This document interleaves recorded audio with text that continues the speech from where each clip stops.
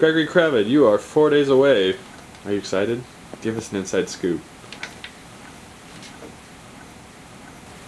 I think I'm gonna get really cold.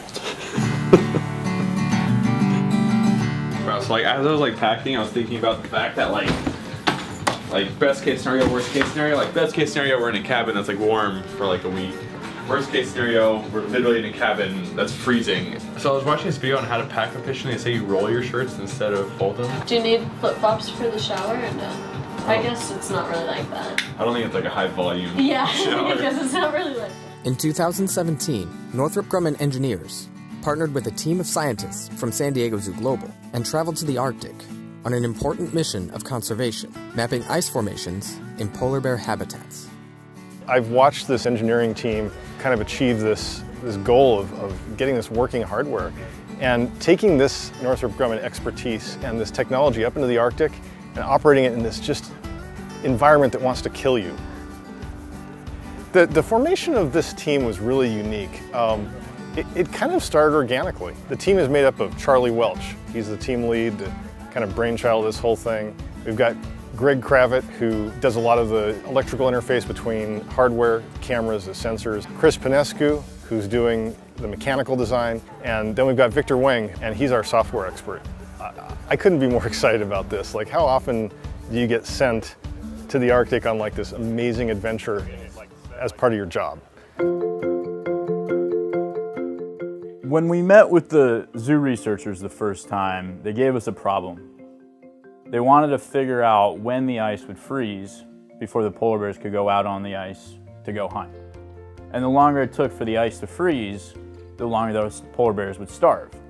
Clearly, an issue. With a 5-band multispectral camera, extreme resolution photography, redundant GPS systems, and radar and laser altimeters, the team has put together one of the most advanced small unmanned aerial vehicles in the world. We've really pushed the limits of pushing the price and the size and the amount of sensors that we could put on this aircraft. No one has ever done it before, and what we're doing is really going to provide exceptional value to the zoo researchers as they're gathering data to save the polar bear. So flying a system like this in the Arctic is like nowhere else in the world. You know, we go out to flight test every single week to make sure that we have our flight testing down so that when we're out there in the snow and the cold and the wind, that we know exactly what to do every single time.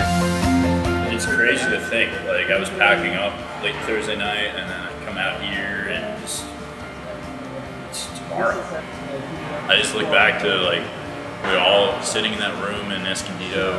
We're meeting, for many of us, it was meeting the customer for the first time, hearing about the mission and realizing this is real. And they were crazy enough to send us to the Arctic in November. We had, what, 4 months? Now it's 4 months later. We're going tomorrow. Oh my God. It's just incredible, and just making this project happen. We realized like the spirit of innovation. We put together a bunch of cool items and made it work in a new way. We did it fast. We did it as a team, stay together. Incredible. As you can see, we have our completed payload pod ready to ship. We just need to attach the rest on. of it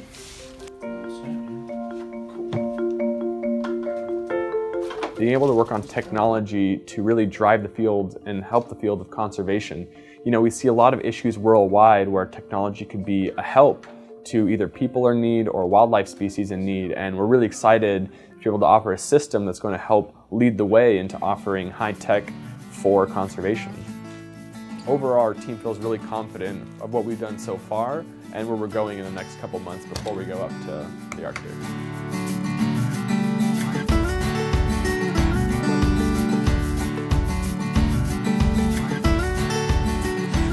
Man, can you believe we're here? I can't. I honestly, literally 1 day away from being up in the Arctic. We're about to go do some hardcore science. With over a year of preparation and testing, the team sets off on their journey to a remote town in northern Canada to put their engineering skills to the ultimate test.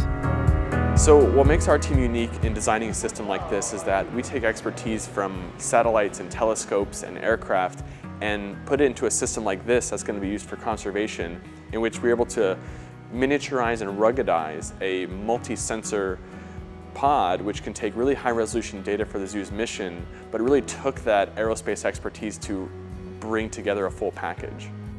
Good morning, ladies and gentlemen. Welcome aboard Flight 1864 to Minneapolis, St. Paul. My name is Angela. I'm your flight leader on today's flight, and this is Flight On our way to Minneapolis. I want to fall asleep. It's been a long day, a long week, a long month, a long summer to get to this point. And I think the best thing I can do for my body right now is to fall asleep on this airplane.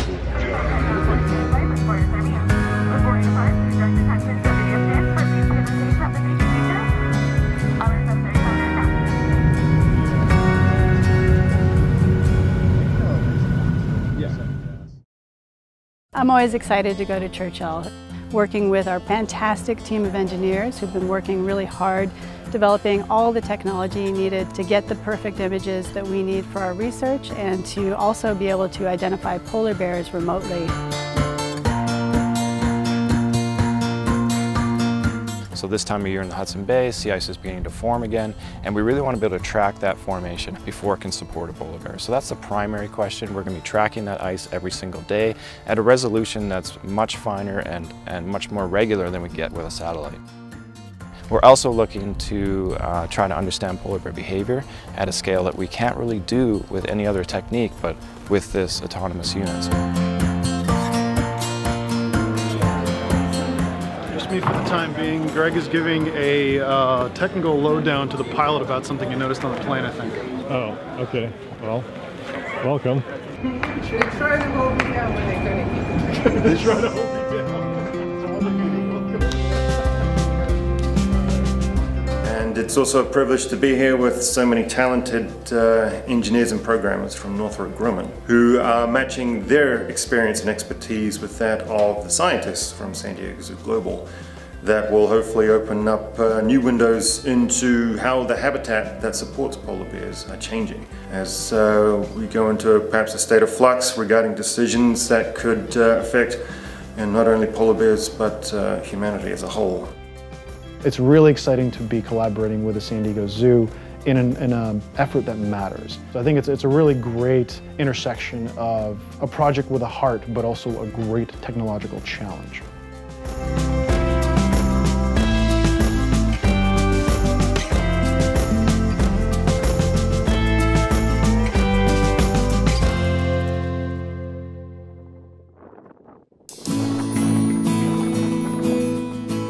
After a full day of travel, the team arrives at their first destination, the remote town of Churchill, Manitoba, the polar bear capital of the world. It's been just a crazy experience so far, even for one day. I mean, it's like been blisteringly cold. We got to go out to a fur trading post, and just the walk from the van to the fur trading post was probably one of the most painful 100 steps I've ever taken in my life. But honestly, like just being in this environment, especially in such a remote area, feels so surreal. I'm up here getting to test unmanned technology in the polar bear capital of the world. I honestly couldn't think of a cooler week to spend at work.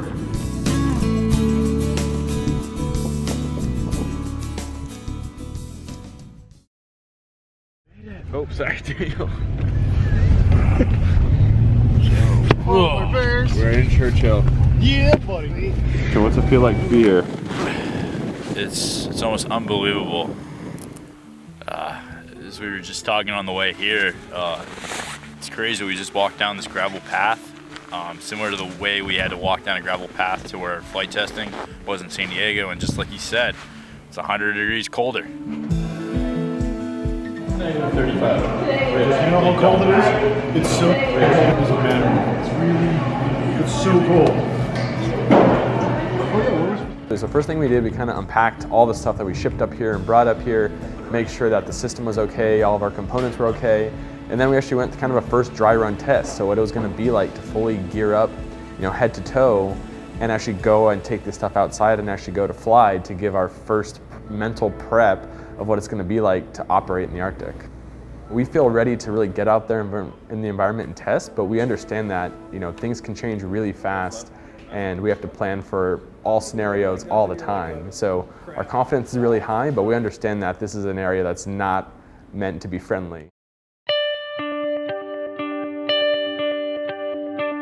It's a really interesting experience when you get boots on the ground. You're in this full Arctic gear. It's hard to hear. It's freezing outside. You spend all this time in prep. You're taking all your equipment outside and your personnel, and it went really well to kind of get that first step of the ease of operating day in and day out and be able to collect that data that the zoo needs. With initial testing out of the way, the team gets ready to venture out into the tundra to finally meet the iconic species they're trying to protect. We've got everything in place to head out onto the tundra on tundra buggies and hopefully get some time with polar bears. This is going to be really important for everybody here to remember the bigger context of why we're here and to actually get to see these animals in the wild, in their habitat, as they're waiting for that ice to refreeze. For some of the engineers that we have with us, this will be the first time that they've ever seen polar bears in the wild. So this is a really important part of the initial phases of our mission, which is to introduce everybody in the team to the environment in which we're working in and the animal that we're going to be working with. Polar bears are amazing. So they're cute and cuddly, but they're also dangerous. When we were on the tundra buggy, we got to see a mother nursing, and as a new father myself, it really hits home that these creatures are just on the edge of existence.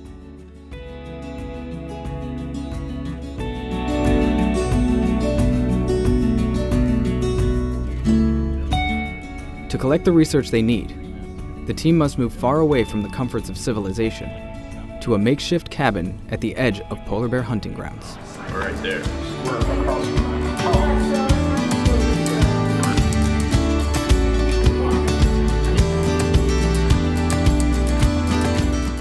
We also had to have all of our supplies for lasting up in the cabin, so that includes all of our food, all of our water. So we're bringing all of our water into the cabin for this trip. So everything that you have to think about for your daily life, we had to buy.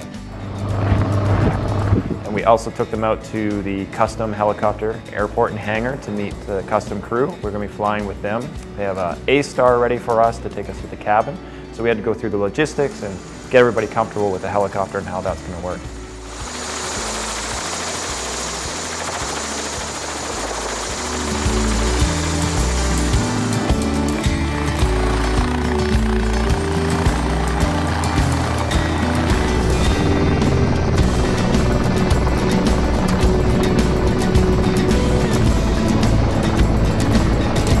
So our cabin is in a really remote location.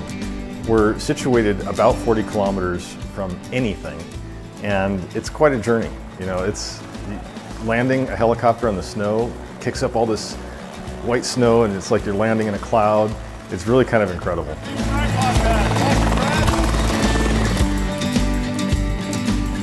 Battery temperature below 15. Immediately after arriving, the team sets out for their first test flight, only to discover their first big problem. The vehicle wouldn't fly.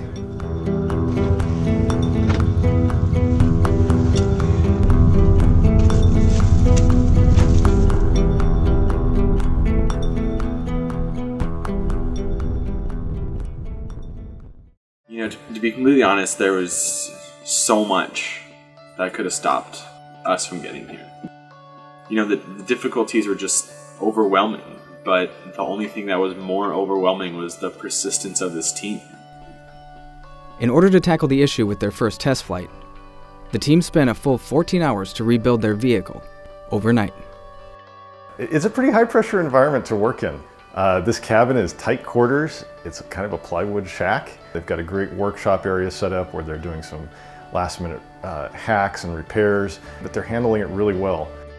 We turned on the copter and looked at the signal and said could not take off. And so we knew at that point we really had to get our heads down and work on troubleshooting the problem and figuring out how to fix it, because we were out there and we were gonna do this mission. That's the benefit of being an engineer. You can take everything apart and figure out what's going where and how to fix it. What we're gonna do is we're gonna just coat this white with our non-conductive sealant.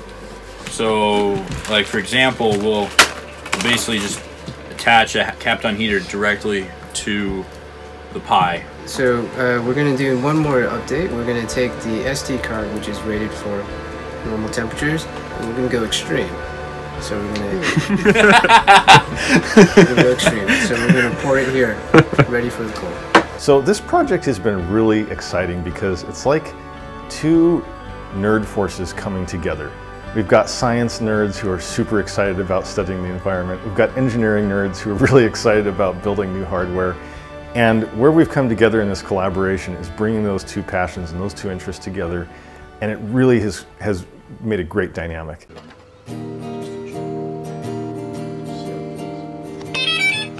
Bingo. Bingo bongo. Yeah. All right.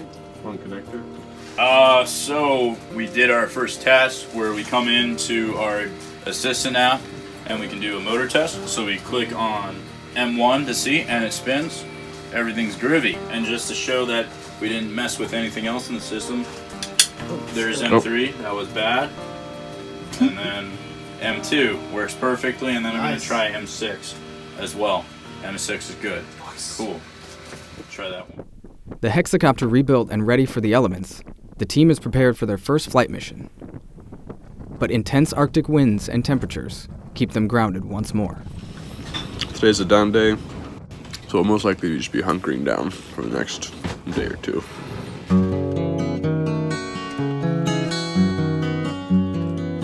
So when I was a kid, as most kids, when they learn about science for the first time, they're like, oh, I want to be like a marine biologist, I want to be a biologist or something. The second thing you discover is computers, and then you start playing Roller Coaster Tycoon.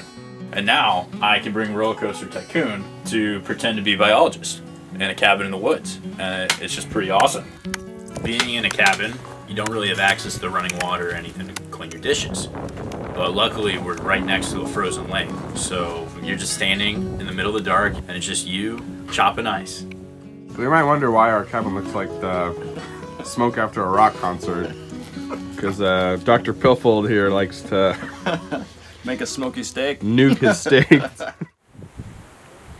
So right now, it's ideal. The conditions are perfect. The wind is calm. It's a little cold, but nothing too bad. And the ice is there, so it's just ideal for us to get going and collect the right data for conservation.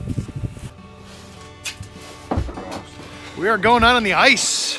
It's going to be awesome. We're using Victor here as our test to see if the ice is stable for all of us.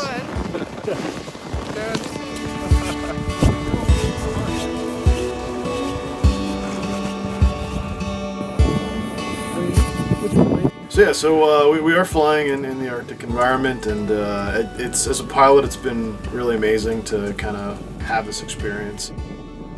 At the same time, of course, I was trying to keep it together, trying to keep it as professional as I can about making sure that the aircraft flies safely. 3, 2. Should back up a little bit. It really puts it in perspective. The places like this are few and far between in the world, and our work is here to protect it. Really happy to be here and have this opportunity.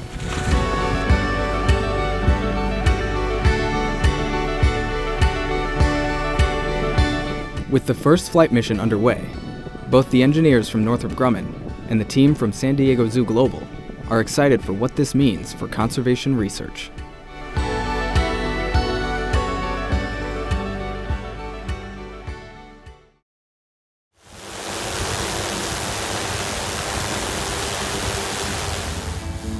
So we just flew a mission in 25 below zero over sea ice, 1.5 kilometers out, fully successfully running sensors, batteries, and everything else after months, if not years of work. I'm speechless right now. What a day.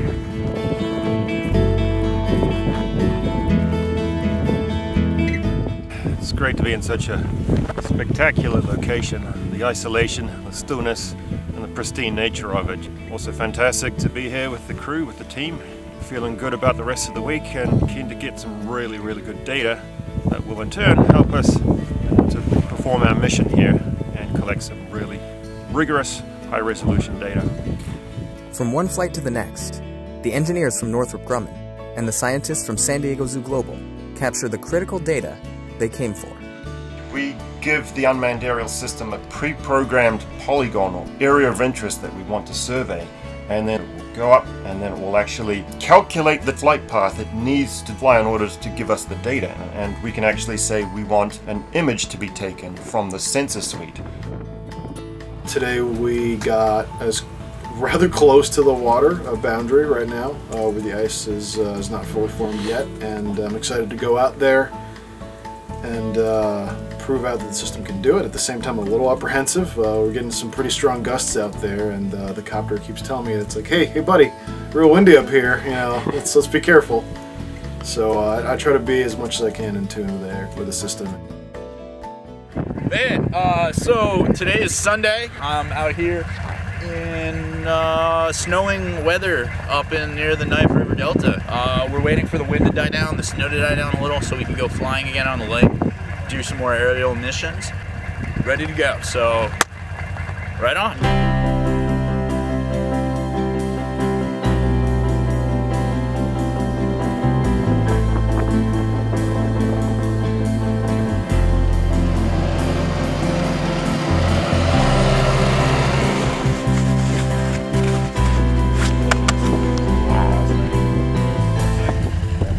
Charlie? Yeah. If the FPV isn't working.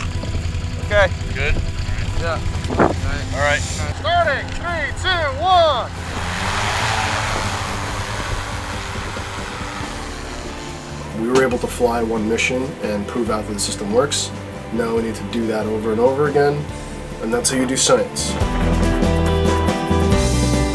Feeling really good right now. My hands are toasty from the glove warmers. Our scientists are quite ecstatic. Okay, we just flew 2 missions back to back. Yeah. How you feeling? This is awesome. The 2 missions we've done back to back now cover exactly what we wanted to do at San Diego Zoo Fillable out here. We got all the elevations nailed now, so we've done a mission for sea ice mapping at 20, 70, and 120 meters. Conservation is a long journey and it's not a spectator sport. And so we're proud to be where we are in this process and to have delivered data to our scientists. I am so surprised that we actually made it. Oh wait a moment. No, I mean, of course we're gonna make it, but honestly, that was awesome. It was like all our, you know, what we thought could happen happened. We did what we said we're gonna do. After our mission out and us getting back that info and all that data, bring it back, we stitched it, and just see those photos and all that data and the point cloud and everything just come together. It was such a relief. The scope of what we're doing is so amazing, and I'm just glad to be part of it and to be able to go forward and take all this data for the scientists to put forward in their papers and raise awareness, and even within our own company to raise awareness and stimulate the imagination of the next generation. You know, that's something really special. After coming back yesterday after the mission and seeing the data of the ice and getting to look at it in all these different ways, you know, something ran through my head about how, you know, this collaboration is really helping to bring science to help connect us to the Earth. This data is helping show what's happening to the ice in relation to us, not only bears, but, you know, people and how it's going to affect us. See you later, Hudson Bay. It's been fun.